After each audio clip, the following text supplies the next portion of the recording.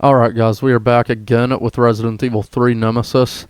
Now in this video I'm just going to be showing you guys a few of the extra stuff, like the epilogue files and all of Jill's alternate costumes. So we'll just go straight into this. Resident Evil. So first of all, I'm going to show you guys all of the epilogue files. So we already read Jill's epilogue file in the game. So you see you've got one for each of the characters, really. So I'll be reading all of these. Please forgive me, Claire. Chris Redfield has just finished this letter with his signature phrase. As he removes his sunglasses, a lady walks by him with light steps. She looks about the same age as Claire, he thinks. A short time later, Chris discovered that his sister was looking for him but was caught. So all of these epilogues are pretty much setting up the future Resident Evil games. So this one and Claire's epilogue set up the events of Resident Evil Code Veronica. Barry Burton looks at his young daughters and says, "I'm sorry, but my comrades are waiting for me." He knows that he must repay his teammates for forgiving his betrayal, even if that means leaving his family for now. His wife tries to hide her fear, so she smiles and says, "Don't worry, we'll be okay." And then we've got Leon. Leon Scott Kennedy is confronted with a man who claims to be a U.S. government agent. Leon says, "Leave Sherry alone, she is innocent." "She knows too much," the man replies. He looks at Leon and says, "But you have value. This is a good deal. Make your choice." Without regret or hesitation, Leon closes his eyes and then sharply responds.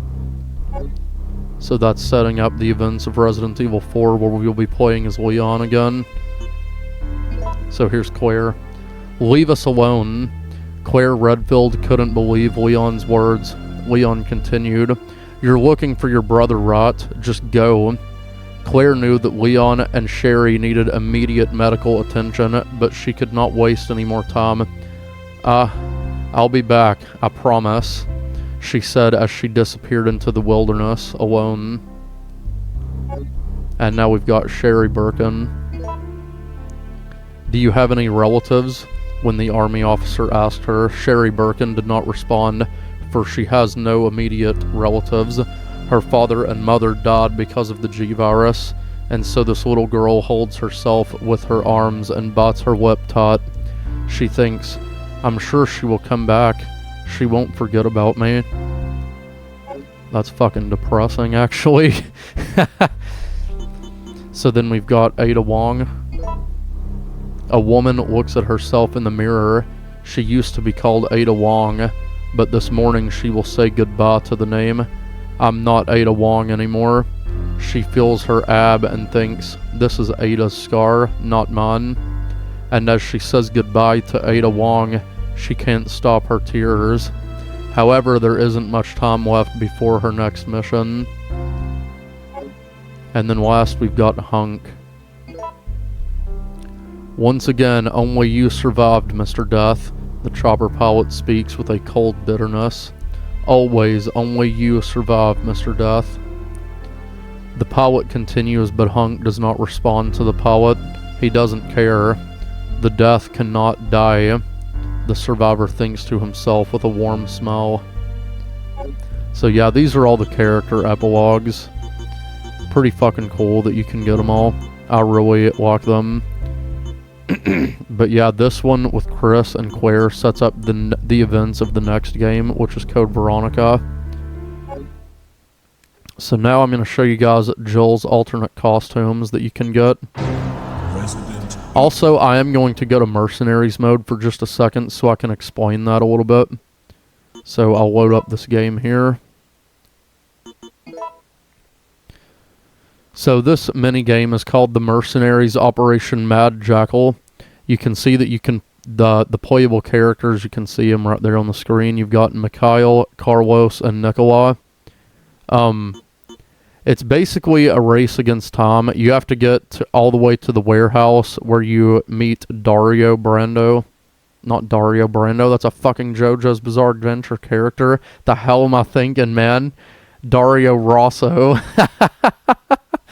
Anyway, you got to get all the way to the warehouse where you meet Dario Rosso, and your time to get there.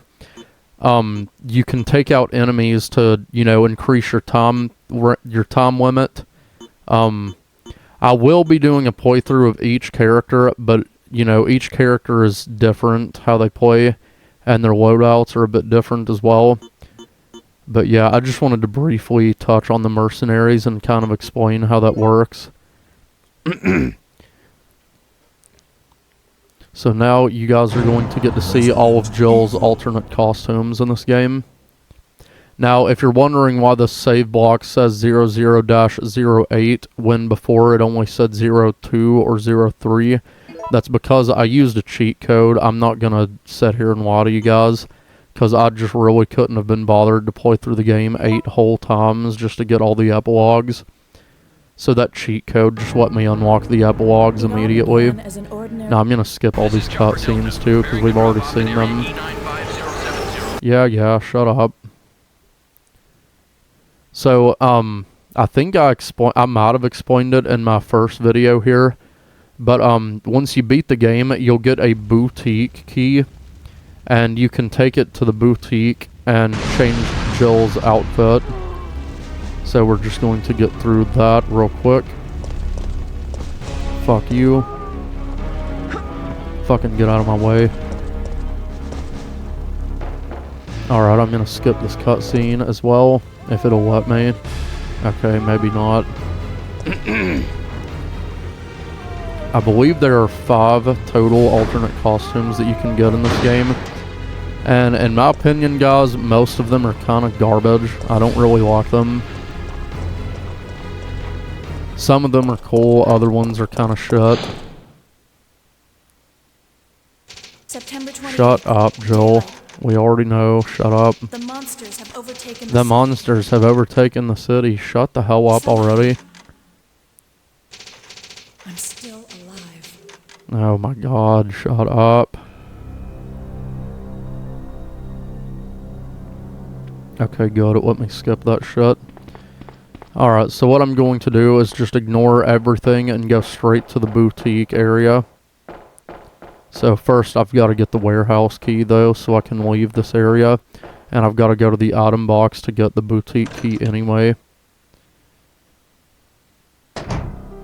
So I'll grab that right now. There it is. There's also some unlockable weapons that you can get for the main game, but you get those through the mercenaries mode. So when I do my playthroughs of the mercenaries mode, I will explain that shit. The mercenaries mode is pretty fun, and like I said, it actually has appeared in almost every Resident Evil game after Resident Evil 3, but it's a bit different. In the future Resident Evil titles that the game mode appears in, you are tasked with killing as many enemies as you can to just get a high score, basically. But on this game, you have to rescue hostages or survivors, and that will boost your score, as well as your time limit, and you basically just have to get to the goal before the timer runs out, or you die. And like I said, each character plays a bit different. And, you know, I will explain all that shit more in depth when we do our mercenaries mode playthrough. So I just gotta go through these few doors and then we will reach the boutique finally. For fuck's sake. I wish it would just give you the option to change costumes from the fucking get-go, you know?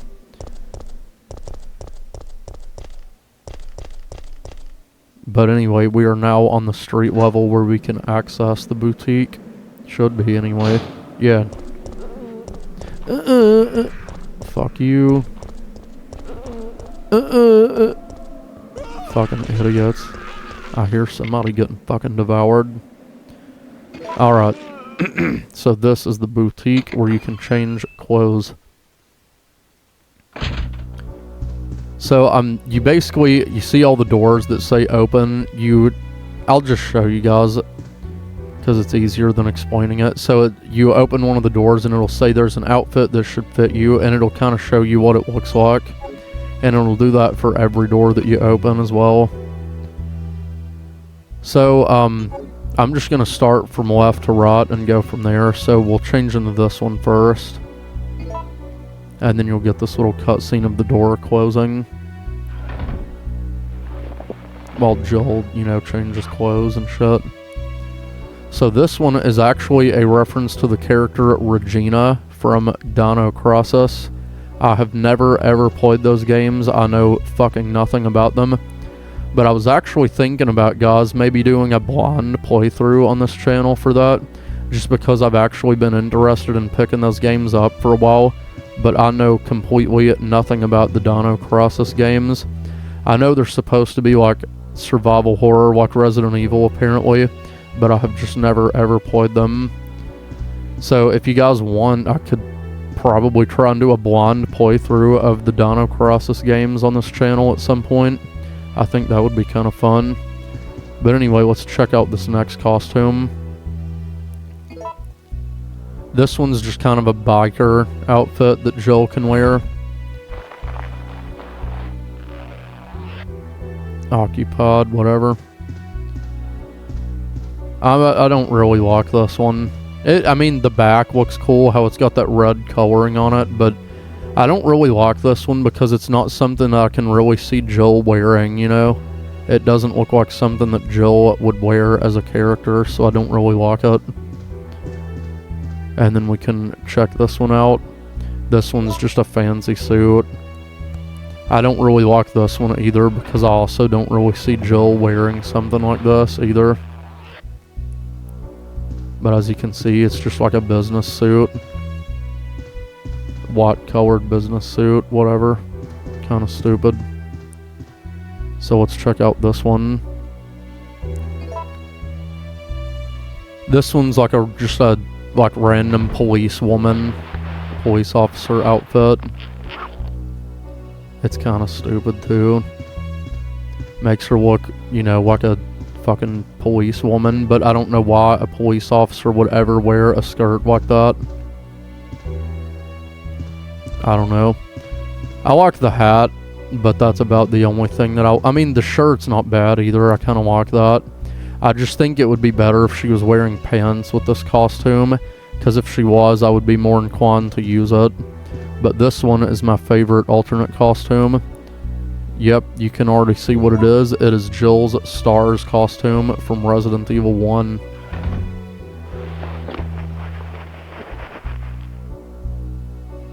Look at that. That is fucking awesome that they gave her the classic costume in this game. That is so fucking cool. So anytime that I play the game and I'm like, you know what, I kind of want to change it up and play as Jill in an alternate costume, this is always the one that I go to because I love Jill's Stars costume and it's fucking great. But I'm going to put her back in her default. Okay, I guess it's over here. Yeah, there it is. So you can see that it's got the tube top, the skirt, and that little sweater that Jill has wrapped around her waist, as well as the boots. So we'll put her back in her default outfit for now.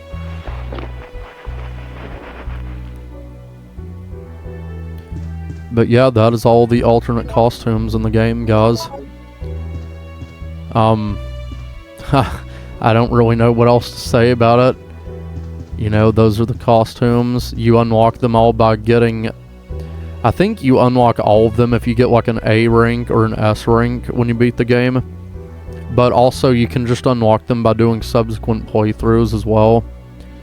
But yeah, that's going to do it for this video, guys. I just wanted to show you some of the extras in this game.